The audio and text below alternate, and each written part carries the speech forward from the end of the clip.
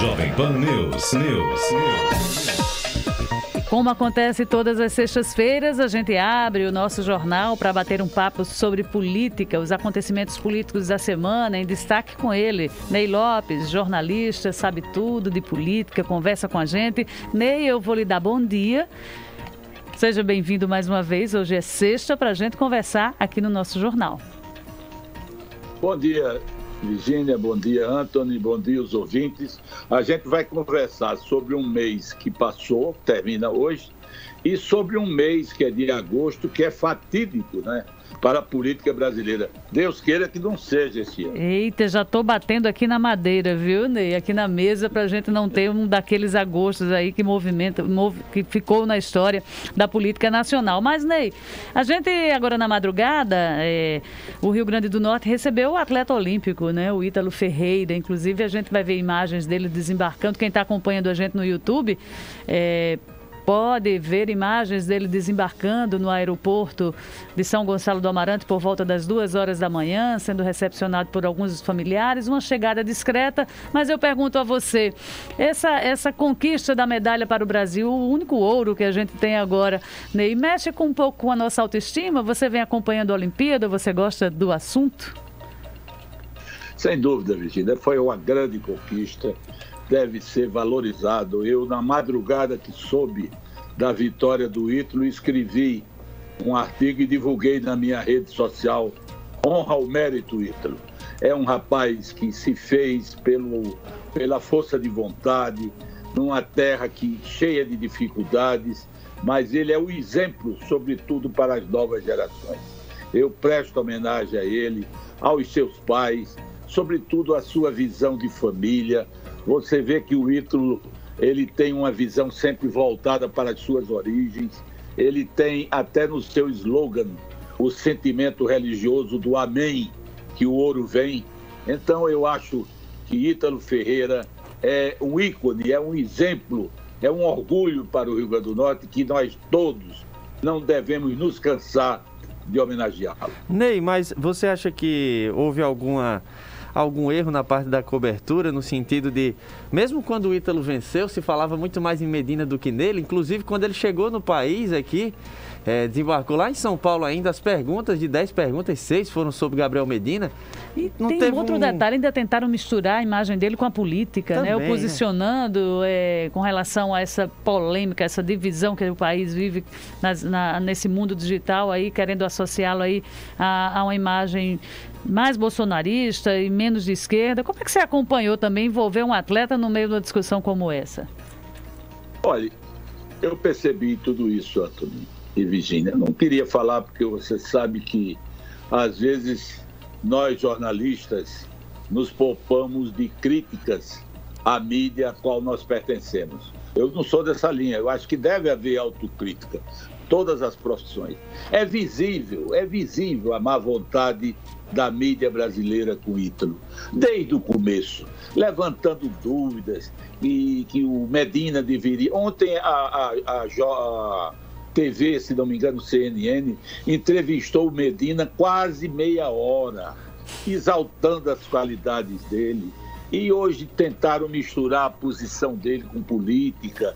Eu acho que há uma má vontade, infelizmente, e eu sei disso, eu vivi no Congresso Nacional, há um preconceito com o nordestino. Essa é que é a grande verdade. A gente não prega, a gente não vai exaltar isso, a gente às vezes até nega, mas eu sei o que é isso dentro do Congresso Nacional. Quando aparece alguém de valor no Congresso, a turma de mais de fora diz, mas olha, esse veio do Rio Grande do Norte, veio da Paraíba. Você não viu agora quando nomearam o ministro da Saúde? Eu vi um jornalista em cadeia nacional dizer, foram buscar um paraibano e ele está dando show como ministro da Saúde. Então a gente percebe isso, eu lamento, só espero que esse preconceito desapareça com o tempo.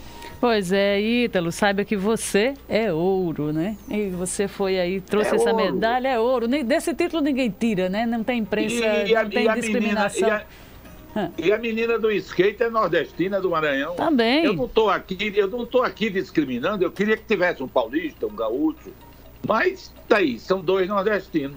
Boa observação, Ney. E agora entrando mais naquela... A gente não deixamos de dar uma pinceladinha aqui na política, no caso de Ítalo, mas eu queria entrar agora na live do presidente. Foi tanta expectativa ontem. Vamos assistir, chamou a imprensa, vocês podem acompanhar, mas não podem perguntar, para falar sobre a prova, né? O Brasil estava aguardando que ele comprovasse o que ele vem afirmando sobre as falhas na urna eletrônica. Como você acompanhou a live do presidente na noite de ontem, Ney? Olha, Virgínia e Antony, esse tema eu até já disse aqui. Eu lamento que uma questão tão séria tenha sido radicalizado de tal maneira. E há dois erros que levaram a isso. Primeiro, o ministro Barroso saiu da toga e foi para dentro do Congresso defender o ponto de vista dele. Não devia ter ido. A missão dele não é essa. A missão dele é de julgar, por mais convicção que ele tem. Segundo, o presidente Bolsonaro usou a sua tese para ameaçar a democracia. Dizer até que pode não haver eleição, o que é um absurdo, o que é uma pregação do golpe. Agora, o tema em si é um tema perfeitamente discutível. Apenas com esse clima pró e contra, com esse vulcão, ninguém raciocina. Por exemplo, o presidente ontem disse uma coisa que, se partisse dessa frase dele, o debate, com tranquilidade, poderia ter sido conduzido a outro rumo essa questão do voto impresso. Ele disse, nós não temos provas, mas temos indícios. O que é indício no direito? É uma forma de você analisar hipóteses. Então, uma questão que vincula software, no mundo de hoje, você nunca tem certeza 100%. Não tem.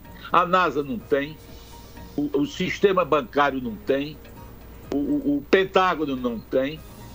Então, se você levasse a questão para a hipótese e buscasse uma proposta que viesse dar mais segurança ao voto, era perfeitamente possível conduzir um debate e até ter sucesso.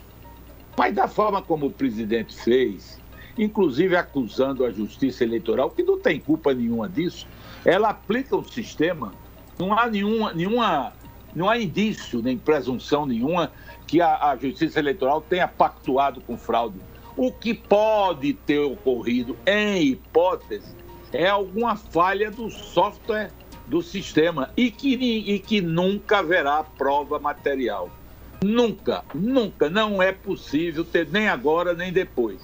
Ou o Brasil faz, como a Índia fez, os Estados Unidos e outros, que introduziram maior segurança no sistema de votação, ou então vai continuar como está, onde não há prova, mas nunca se pode dizer que não haja risco de qualquer desvio no processo eleitoral.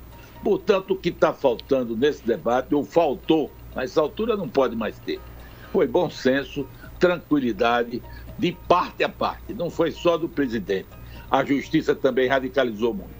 E sobre o presidente, já que a gente está falando do Bolsonaro, Ney, a gente está vendo, inclusive, essa semana, foi uma semana que teve, de fato, o Ciro Nogueira assumindo a Casa Civil. Ontem o Bolsonaro falou que a decisão dele, de momento, é ter um político no comando ali da Casa Civil, né? Civil, desse setor do governo, mas sinaliza também um Bolsonaro cada vez mais aliado com o Centrão, né, Ney? Queria saber de você quais são os riscos, né, para o Bolsonaro, já que é um discurso que se antagoniza, né, muito com o que ele falava antes de assumir o governo federal. Olha, Antony, esse aspecto da contradição do que ele dizia com o que está fazendo, é claro que existe, porque ele condenava de uma forma radical qualquer forma de coalizão com grupos que não fossem os dele.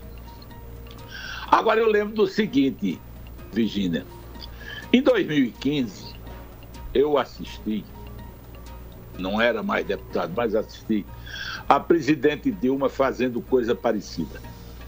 Ela, em outubro, fez uma reforma ministerial, fechou 8 ministérios, deu mais um ministério ao PMDB, que ficou, se não me engano, com 9 ministros importantes. Em outubro, tudo aquilo por conta de um impeachment que se dizia seria instaurado contra ela. Quando foi em dezembro do mesmo ano, o PMDB abriu o impeachment contra Dilma e ela saiu do governo. Você quer dizer, então, Ney, que o Centrão pode trair Bolsonaro? Sem dúvida. Eu não digo trair, mas mudar, né? Que ele usou outros termos. Né? Eu estou licitando a história. É verdade. Isso já aconteceu.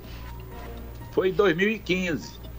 Então, eu não sei até quando essa mudança que ele fez, o presidente, de tentar abrir o governo, ele vai conseguir sucesso, já que o Congresso Nacional se mostra de uma forma muito contundente contra o governo. Isso é o que a gente sente. E sem essa abertura, Ney, será que ele teria condições de manter pelo menos algo do que ele pensava anteriormente? Porque meio que parece que foi a última cartada, né, de Bolsonaro para ter como governar, né?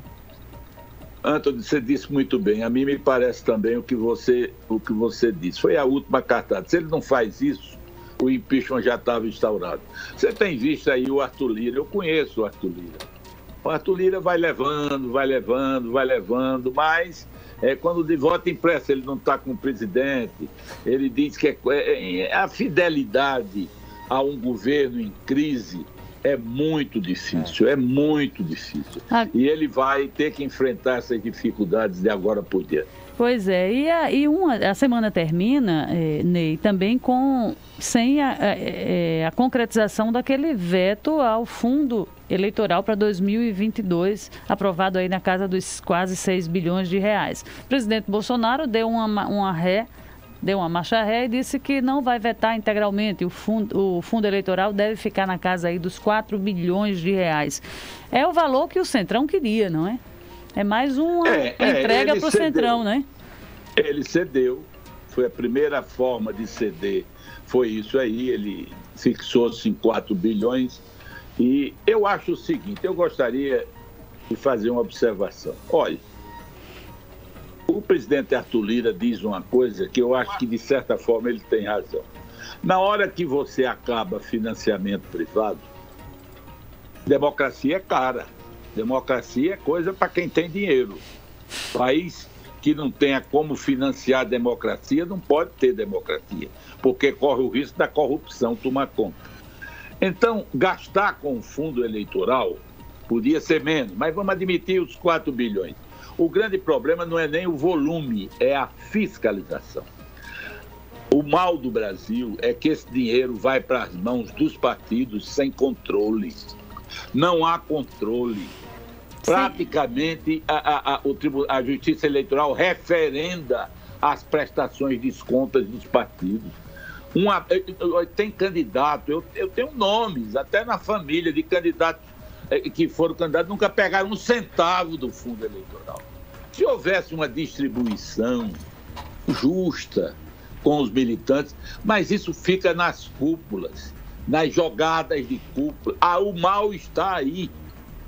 Era preciso, eu sempre disse, uma reforma partidária no Brasil.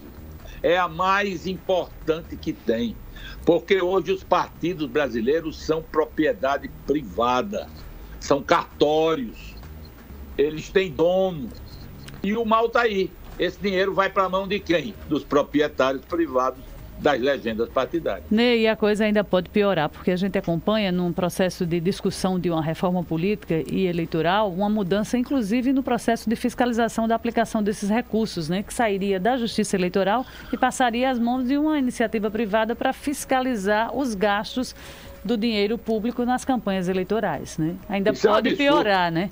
Isso é um absurdo, essa pretensão que a Câmara está... Há quem defenda. Isso é um absurdo. Como é que dinheiro público vai ser fiscalizado por uma auditoria privada? Isso não existe.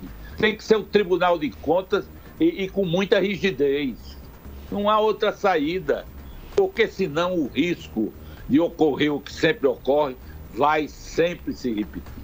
Vamos trazer o assunto para cá, porque também tivemos na semana, uma semana de recesso legislativo, mas a opinião pública tomou conhecimento de uma declaração do provável, e deve ser confirmado, presidente da CPI da Covid, aqui na Assembleia Legislativa, de que teremos convocações aí para depoimentos de pessoas que estão fora do eixo do Rio Grande do Norte, e entraria aí o governador da Bahia para ser convocado pela Assembleia, pela comissão, pela CPI da Assembleia Legislativa, para explicar a compra daqueles respiradores, onde o RN entrou com 5 milhões de reais e nunca recebeu os equipamentos. É possível, Ney, você que já foi de CPI, é possível uma CPI convocar um governador que não seja também do seu estado? Não, não é possível. Isso é ilegal, é inconstitucional. O governador pode até vir, por uma questão de deferência à colega do PT, Fátima Bezerra, mas legalmente não. O que a CPI pode fazer é convidar, formular um convite para prestar esclarecimento. Mas depoimento, não. O governador, ele está obrigado a prestar depoimento em CPI no âmbito do seu Estado. Isso é o que estabelece a Constituição Federal, referendado pelas Constituições estaduais. Mas Kelps alega que ele não viria na condição de governador, e sim como presidente do consórcio, que teria uma estrutura jurídica diferenciada e que estaria aí se apresentando até de forma legal para vir dar essas explicações. Eu não aceito essa tese, não, porque consórcio não é pessoa jurídica de direito público. Eu tenho até dúvida se o consórcio foi constituído pessoa jurídica ou se é apenas um nome dado ao ajuntamento dos governadores. E mesmo que seja pessoa jurídica, não justifica essa convocação, porque agora pode vir o executivo, quem dirige eu não sei o nome, Gabas. Carlos Gabas. Aí está certo, cidadão, aí pode. Mas o governador, eu não vejo, eu não vejo possibilidade, não vejo. E se vier, vem por uma deferência, legalmente, se ele quer. Ora, a CPI do Congresso Nacional tentou convocar governador e não pôde, como é que o Rio Grande do Norte vai convocar o governador de outro estado? Não tem lógica.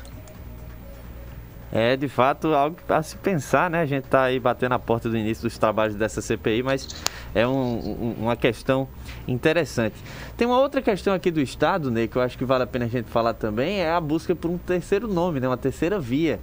É algo semelhante ao que a gente está vendo em cenário nacional, né? Você está vendo alguma lógica, alguma comparação nos dois sentidos, na busca por um terceiro nome aqui, na busca por um terceiro nome também nacionalmente, Ney? Eu vejo, Antônio. Eu vejo que o Brasil vive o mesmo drama que o Rio Grande do Norte. O Brasil, a gente sente que, pelas pesquisas, quase 40% não tem ainda candidato. Então, teoricamente, não digo na prática, teoricamente há uma chance de uma terceira via. E o Rio Grande do Norte é pior, não tem nem nome, não se cogita nem nome. Os que surgem, com o devido respeito, não mobilizam a opinião pública. É porque a questão não é de eleição de deputado. A eleição de deputado é outra lógica. A eleição é majoritária, senador e governador.